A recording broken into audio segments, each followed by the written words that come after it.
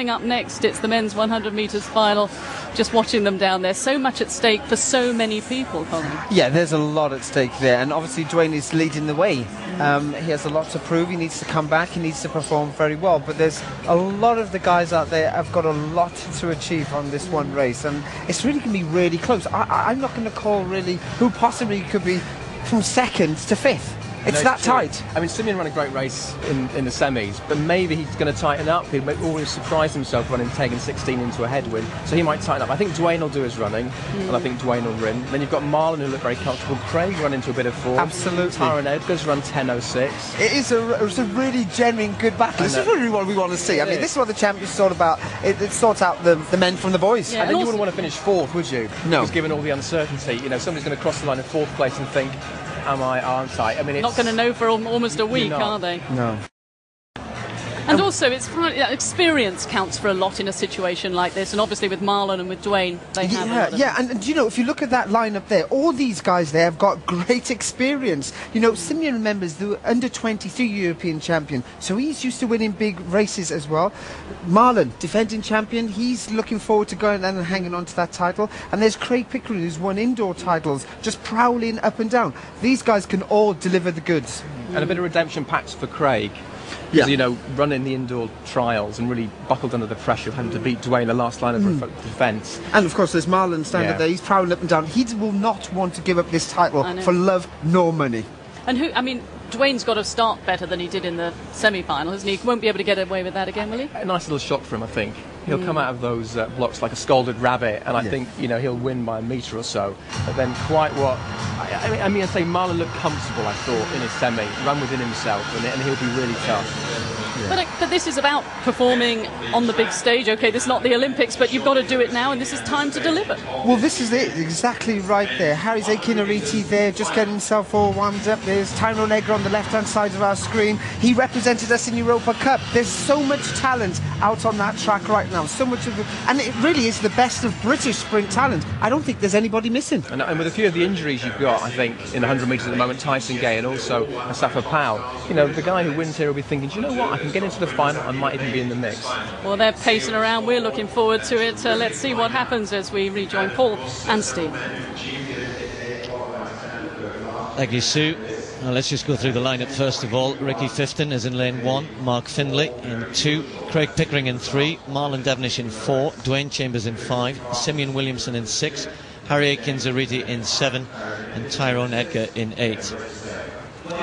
And I think it's worth saying that as we stand at the moment, well, let's just do the lanes, lane by lanes first. Ricky Fifton,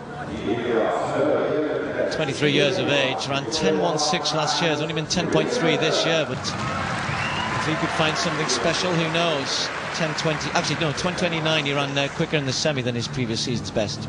Mark Findlay will be next to him in lane 2. Newman Essex Beagles, former European junior bronze medalist at 200 way back in 1997. Craig Pickering, still only 21 years of age. As Coach Malcolm Arnold has been sitting behind us most of these championships. He seems to have disappeared for the moment, but he's looked a lot better in the semi-final. Is he going to get in amongst it here? 10.26 earlier this afternoon. Well, what else do you say about Marlon Devonish, the defending champion, 32 years of age now, still running as quick as ever, ran 10.18 early in the season. So much experience, and does the rounds well, and does the championships well. Wants to run this event in the Olympic Games. Well, I guess Dwayne Chambers comes here with an awful lot of interest, and I'm just pausing to hear a very mixed reaction. There are cheers and there are quite a few boos as well. Simeon Williamson, European under-23 champion, world student champion last year, looked very, very good in qualification. 10.16. Highgate Harriet. Alongside him, Harry Akinzariti, the former world youth and world junior champion. World junior championships taking place in Bydgoszcz this week. Still just 19, 10.18 personal best set this year. And Tyrone Edgar, 10.06, won that European Cup event for Great Britain. Fastest man in the field, with the exception of Chambers. Finds himself in lane 8, away for perhaps some of the attention in the middle. Well, it's certainly no secret my thoughts on this current situation, and that list there says automatically nominated for selection, and Chambers' name not on there because at the moment he is not eligible for selection as far as the BOA are concerned. Of course, that is what he is trying to overturn next week, and he will want to go there, having at least come in the first 2 here and put himself into, well, certainly met the selection criteria were he able to overturn that eligibility, but at the moment not the case. He's in 5.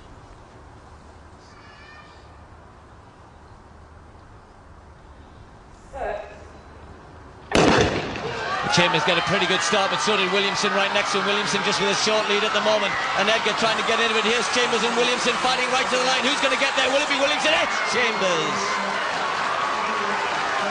10.01 the winning time.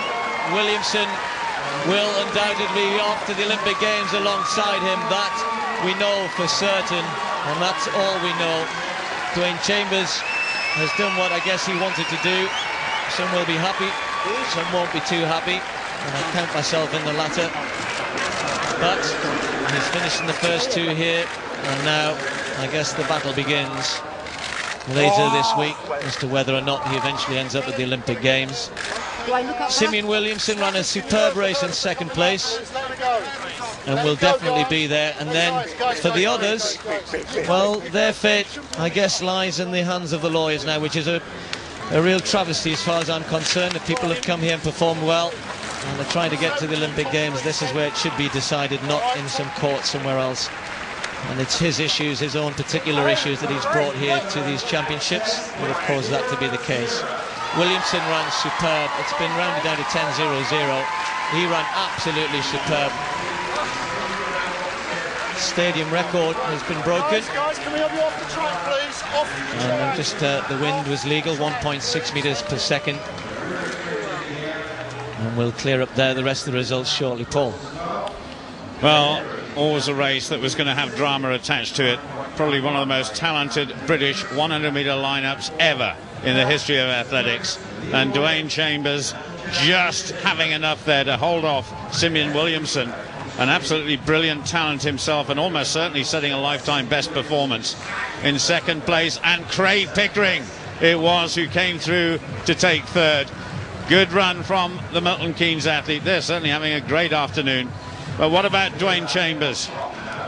The talk will go on throughout the night, throughout the newspapers the next day, and probably the whole of next week as well. Marlon Devonish, incidentally, finishing in 4th place at 10.06. It was a very quick race. We're not sure about that at the moment.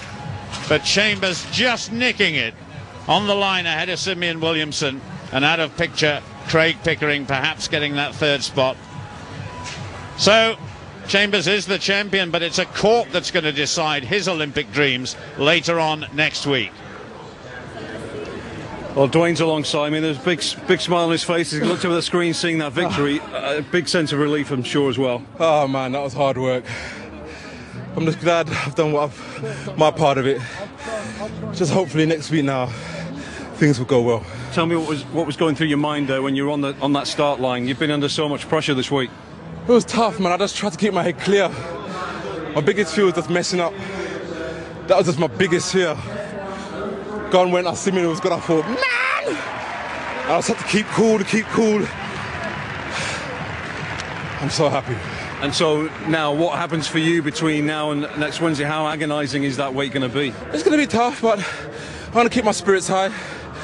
I would like to say thank you to everyone that has supported me throughout this whole ordeal, and I'm going to put on a good performance and I won't let you down. So hopefully all of that will work in my favour for Beijing this summer. And do you believe it's going to go your way? I have to. That's the only way I think. With all the support I've got from the general public and people that I don't normally see, I greatly appreciate that. And I just want to go and do well for my country. Well done today anyway. That's a fine performance. And Well, we'll see what happens on Wednesday, and I know you want to be there in Beijing. Definitely. It's going to be amongst the other guys, and well done to Simeon and even Craig for snatching third. So looks like we're going with a strong team. Thanks for talking to us, Dwayne.